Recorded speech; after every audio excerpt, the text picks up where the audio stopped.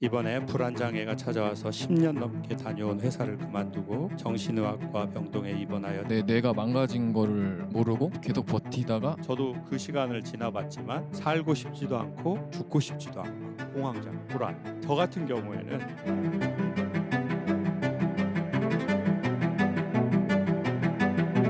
안녕하세요. 올해 38살 딸 셋 아빠입니다. 이번에 불안장애가 찾아와서 10년 넘게 다녀온 회사를 그만두고 정신의학과 병동에 입원하여 치료를 마치고 다시 일을 구하려고 합니다. 부족한 물질들을 채울 수 있도록 일을 해야 하는데 어떤 일을 해야 할지 조언 부탁드립니다. 어디 계세요, 아버님? 여긴 누가 오자고 해서 왔습니까? 와이프가 와이프가 오자고 해서.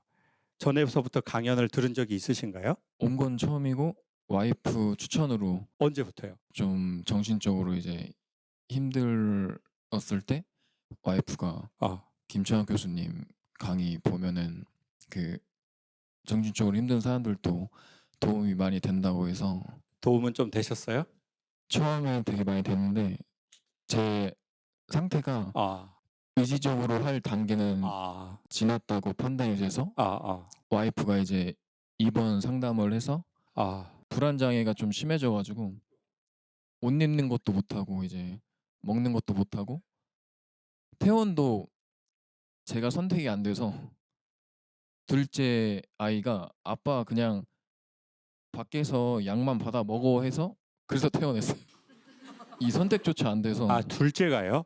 예. 둘째, 둘째가 몇 학년인데요? 지금 7살. 아, 그냥 아빠 병원에 있는데 7살짜리 딸이 아빠 그냥 약만 받아 먹어. 지금 힘들어 우리도 지금. 근데 지금 선생님은 제가 보기에 어느 만큼 건강하냐면 이런 얘기를 미디어에서 할 만큼 건강한 겁니다. 근데 미디어는 사실 의미가 없어요. 이 얘기를 지금 누군가에게 한 거냐면 자기 중심에 한 거거든요. 그러니까 엄청 건강하신 편입니다. 대부분 저도 그 시간을 지나봤지만 그럴 때 제일 먼저 나타나는 현상은 경황이 없다잖아요. 그리고 의욕이 없고, 그리고 말할 힘도 없고, 생각할 힘도 없고, 살고 싶지도 않고, 죽고 싶지도 않고, 정말 의욕 없는 회색 새싹이잖아요. 근데 지금 의지도 생겼고, 그리고 그 신의 메시지 같은 걸 둘째 딸이 했네요. 아빠 그냥 약만 받아 먹어. 나도 7살 다 알아, 아빠. 전에는 어떤 일 하셨어요? 실험하는 업무를 했었고 그러다가 이제 현장으로 넘어와서 생산 현장에서도 일을 했었어요.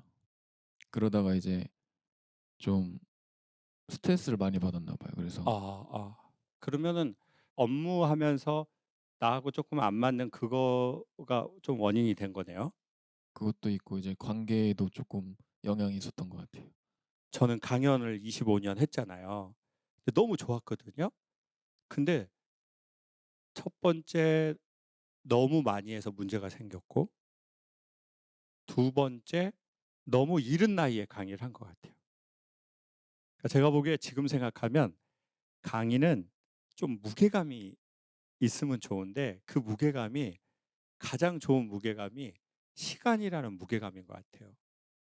근데 너무 어린 나이에 너무 성직자들이 하는 역할, 너무 상담가들이 하는 역할, 너무 스승들이 해야 하는 역할을 너무 진심으로 해버린 것 같아요.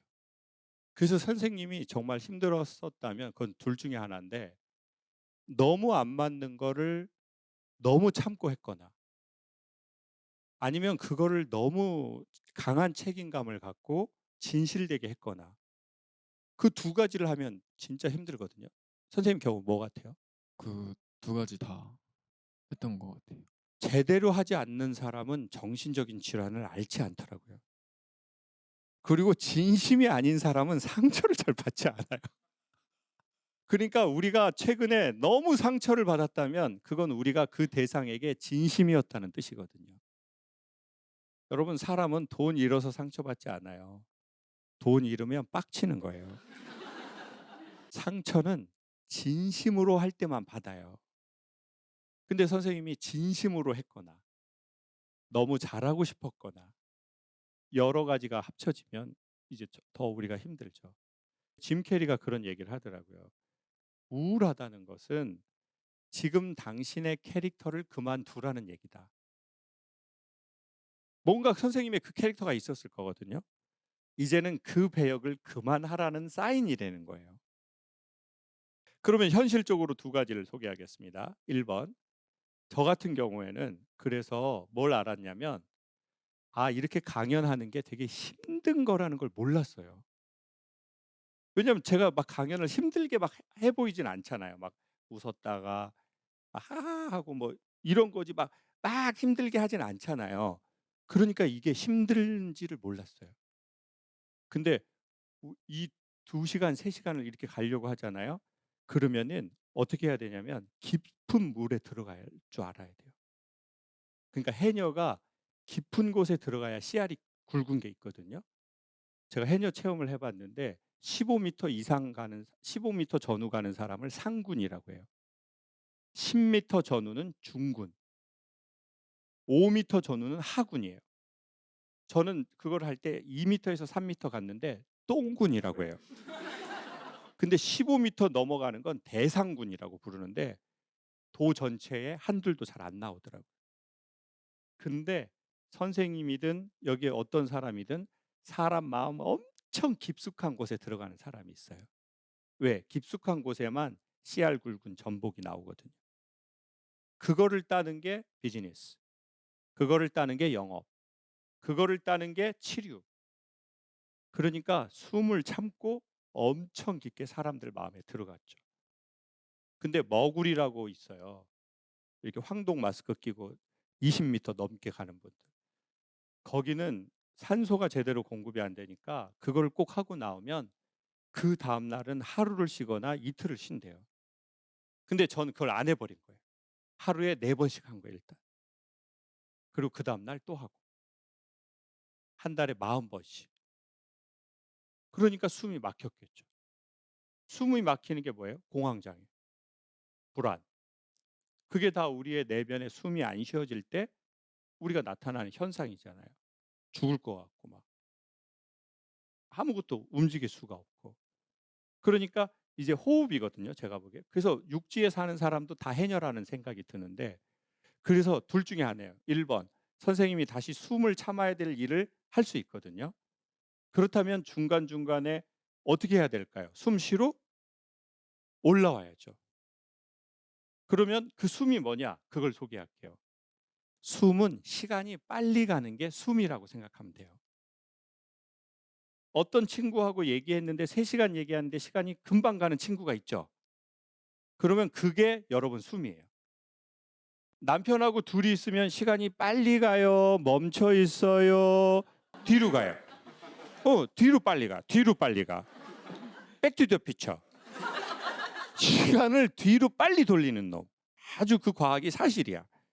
그러니까 만났는데 대화했는데 시간 빨리 가는 게 우리가 숨 쉬는 포인트.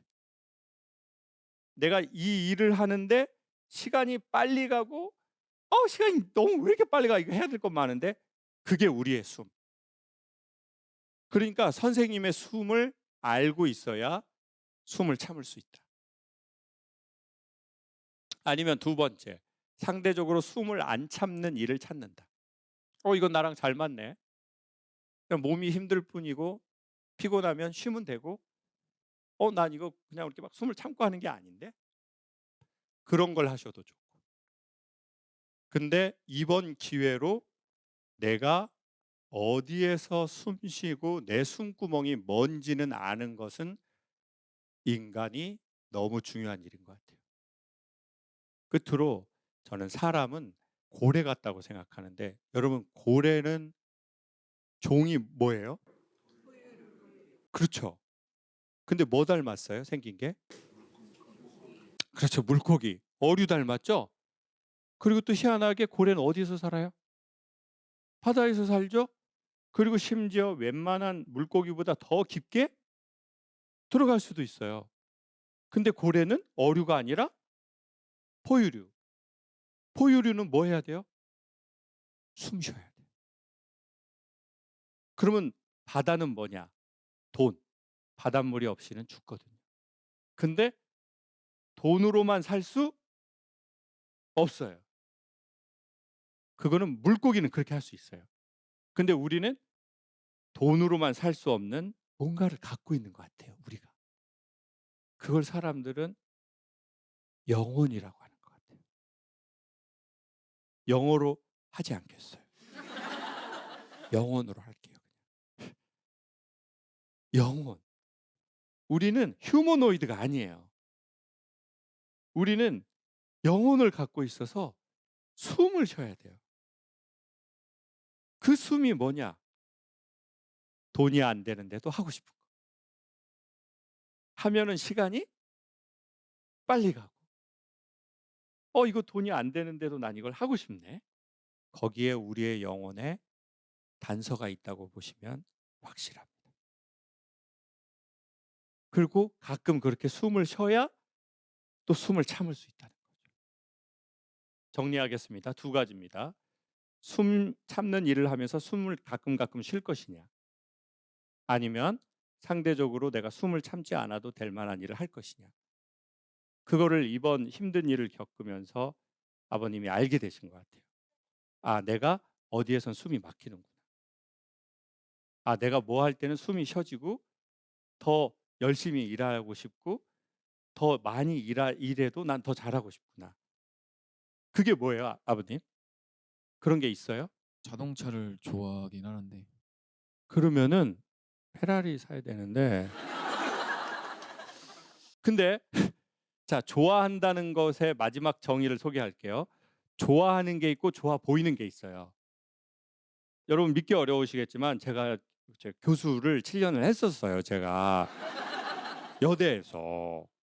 그런데 여학생들이 질문을 해요. 교수님, 오빠가 군대에 갔어요. 기다려야 하나요? 말아야 하나요?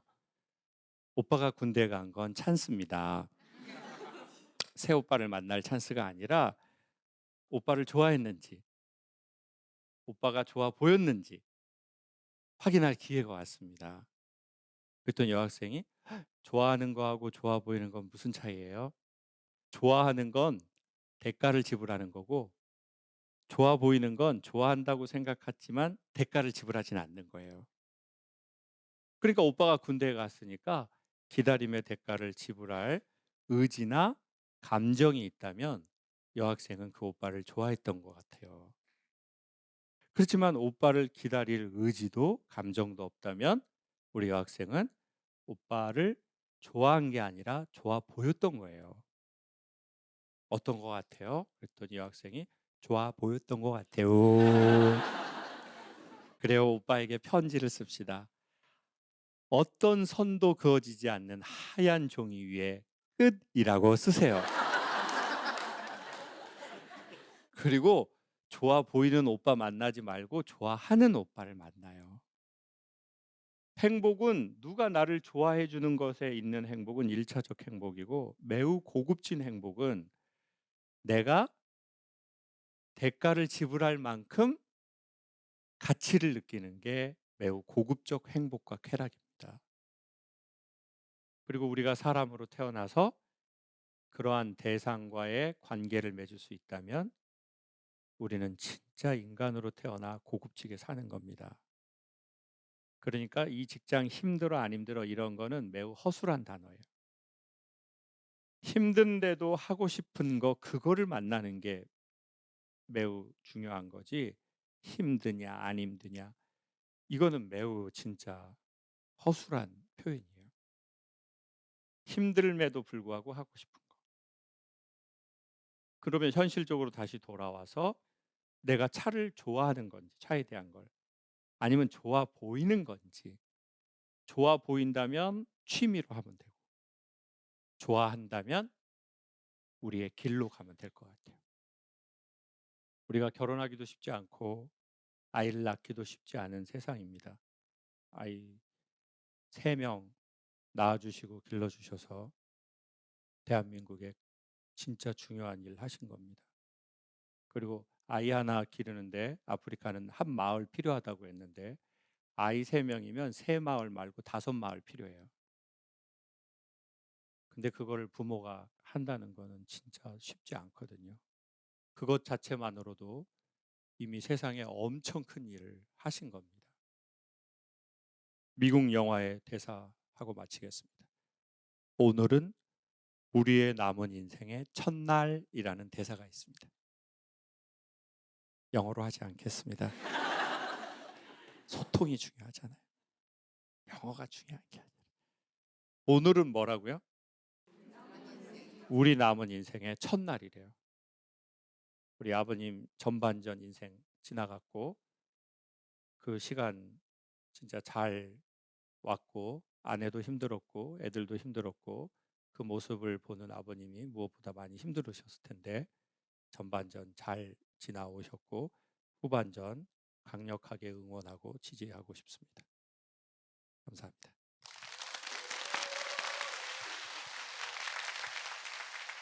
사람들이 자기 안에 있는 이야기를 누군가에게 말할 수 있고 이것을 웃으면서 서로 이야기하고 생각할 수 있다는 건 괜찮은 시간을 함께 서로 이야기하면서 보내는 것 같습니다.